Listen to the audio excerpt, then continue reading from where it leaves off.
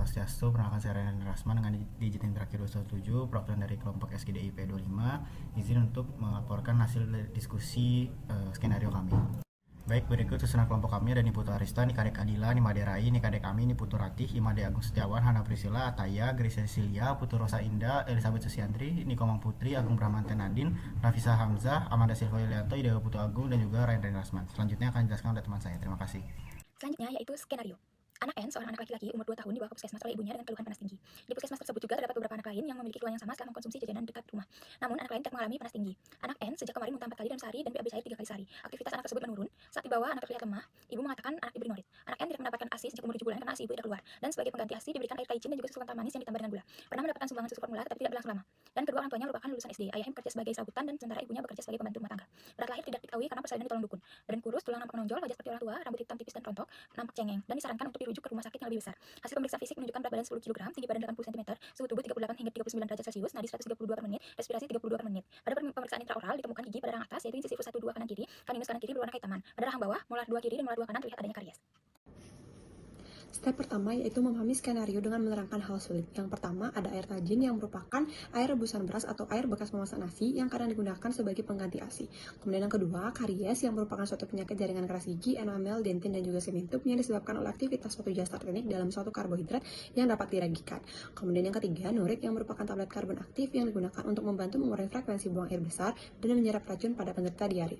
Kemudian yang keempat ada intraoral yang dalam istilah medis berasal dari bahasa Latin yaitu intra yang berarti di dalam dan oral berarti mulut. Jadi intraoral berarti di dalam rongga mulut. Baik, selanjutnya yaitu ada gigi caninus yang dimana gigi ini memiliki fungsi utama untuk merobek makanan dalam mulut.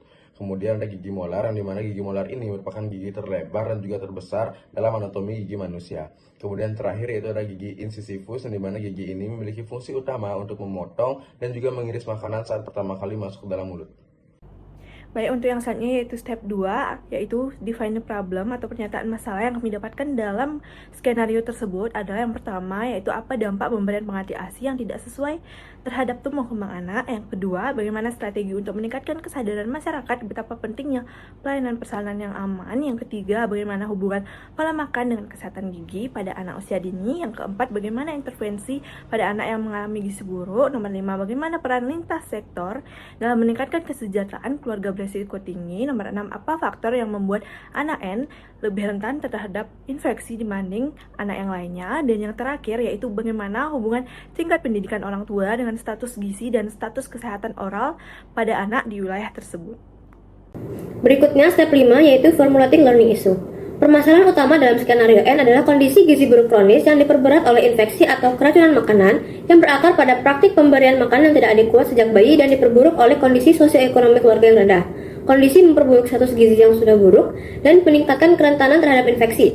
Praktik pemberian makanan yang tidak sesuai menjadi penyebab N mengalami kondisi kurang gizi dan keterbatasan sosioekonomi menghambat penyediaan nutrisi dan perawatan yang optimal. Penanganan efektif memerlukan pendekatan multidisiplin yang mengatasi kondisi akut, masalah gizi, praktik pemberian makan yang salah, dan faktor sosioekonomi keluarga. Lalu selanjutnya student learning objective.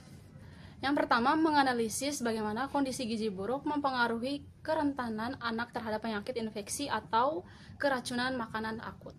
Lalu yang kedua, mengidentifikasi praktik pemberian makan yang tidak adekuat sejak usia dini sebagai akar penyebab kekurangan gizi pada anak. Lalu yang ketiga itu mengidentifikasi pentingnya edukasi gizi dan intervensi sosial ekonomi pada orang tua. Lalu yang terakhir mengevaluasi peran faktor sosioekonomi keluarga dalam berkontribusi terhadap status gizi anak dan akses terhadap perawatan kesehatan. Baik, berikutnya yaitu menjelaskan interaksi kompleks antara kondisi kesehatan akut, status gizi kronis, praktek pemberian makan, dan faktor sosioekonomi dalam mempengaruhi kesehatan dan tumbuh kembang anak. Kemudian, merumuskan pendekatan multidisiplin yang diperlukan untuk menangani kasus anak dengan kondisi gizi buruk kronis yang diperberat oleh masalah kesehatan akut dan juga keterbatasan sosioekonomi. Dan yang terakhir yaitu menjelaskan implikasi kasus ini terhadap pemahaman tentang determinan sosial kesehatan dan juga pentingnya intervensi yang komprehensif pada tingkat individu, keluarga, dan juga masyarakat.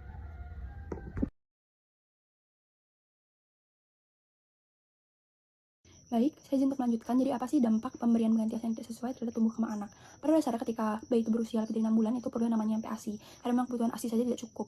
Nah, pada dasarnya MPASI yang diberikan itu harus lengkap dan juga dari segi kualitas atau kuantitas serta seimbang. Pada kasus, kalau misalnya kita refleksikan, itu disebutkan bahwa sejak usia 7 bulan, anak tersebut sudah tidak mendapatkan ASI dan hanya diberikan air tajin serta susu kental manis. Berdasarkan penelitian yang telah dilakukan, pemberian air tajin ataupun susu kental manis itu tidak jauh lebih baik dibandingkan pemberian ASI, bahkan ataupun MPASI. Nah, sehingga dapat menyebabkan gangguan pada pertumbuhan dan juga perkembangan anak, malnutrisi, gizi buruk, dan juga anak menjadi lebih rentan terkena infeksi karena sistem imunitasnya menjadi lebih lemah.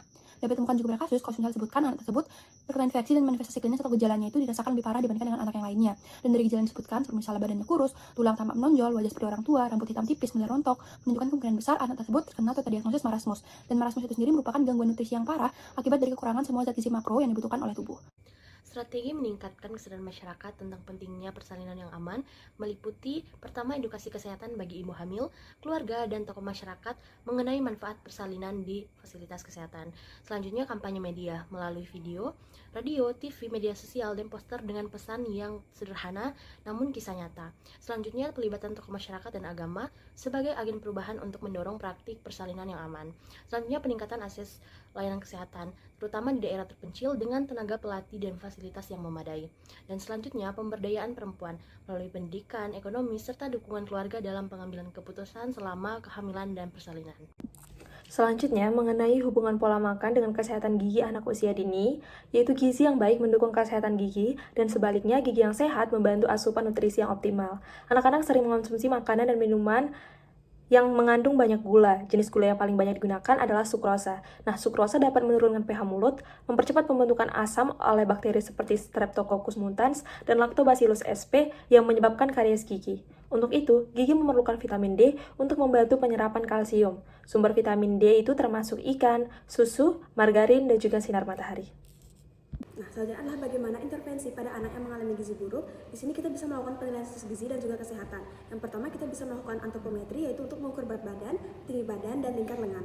Yang kedua, kita bisa melakukan pemeriksaan klinis, yaitu untuk menilai tanda-tanda dehidrasi, infeksi, udium, ataupun komplikasi lainnya. Dan yang terakhir, kita bisa melakukan riwayat makan dan juga penyakit, di mana di sini kita menggali pola makan, riwayat ASI, pengganti ASI, serta penyakit sebelumnya.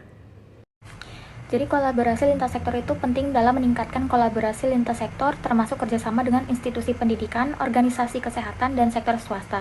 Kolaborasi ini juga meningkatkan dampak positif dari sosialisasi. Dengan terjalinnya konvergensi lintas program dan lintas sektor tentunya akan terjalin juga keterpaduan dalam perencanaan, penganggaran, dan pemantauan program atau kegiatan pemerintah dalam rangka penurunan stunting sehingga tepat sasaran bagi semua kelompok yang berisiko stunting terutama pada masyarakat miskin. Untuk itu diperlukan adanya dukungan serta penguatan peran LP atau LS dalam penanganan stunting. Jadi di sini kenapa anak N lebih rentan terkena infeksi? Karena yang pertama, dia mengalami malnutrisi energi protein yang berat, yang dapat dilihat dari tubuhnya yang kurus, tulang menonjol, rambut tipis, dan mudah rontok, kemudian wajahnya seperti orang tua. Sistem kekebalan tubuhnya ini melemah akibat asupan gizi yang tidak cukup, karena sejak usia 7 bulan dia hanya diberikan air tajin dan susu kental manis tanpa ASI. Kemudian faktor sosial ekonomi yang rendah, pendidikan orang tua terbatas, pekerjaan tidak tetap, lalu pengetahuan gizi dari orang tua yang kurang, ditambah sanitasi lingkungan buruk, serta kebiasaan jajan yang tidak higienis, ini semakin meningkatkan risiko terjadinya infeksi. Dan juga kondisi gigi dan mulutnya yang rusak, ini dapat menjadi sumber infeksi yang tambahan bagi anak tersebut. Baik, selanjutnya itu tentang hubungan tingkat pendidikan orang tua dengan status gizi dan kesehatan oral anak di wilayah tersebut. Rendahnya pendidikan orang tua berpengaruh besar pada gizi dan kesehatan anak. Pada kasus anak N, orang tua kurang memahami pentingnya ASI eksklusif dan nutrisi yang tepat. Sehingga sejak usia 7 bulan, anak diberi air tajin dan susu kental manis sehingga gizinya tidak memadai dan muncul tanda malnutrisi. Kurangnya pengetahuan ini juga menyebabkan karies gigi dini. Kondisi ini menunjukkan bahwa edukasi kesehatan sangat penting terutama bagi keluarga yang berpendidikan rendah untuk mencegah gizi buruk dan infeksi pada. Baik, sekian presentasi dari kelompok SGD IP 25. Mohon maaf apabila ada terjadi kesalahan, baik itu disengaja maupun tidak disengaja. Terima kasih Bapak dan Ibu dokter dan teman-teman yang menonton.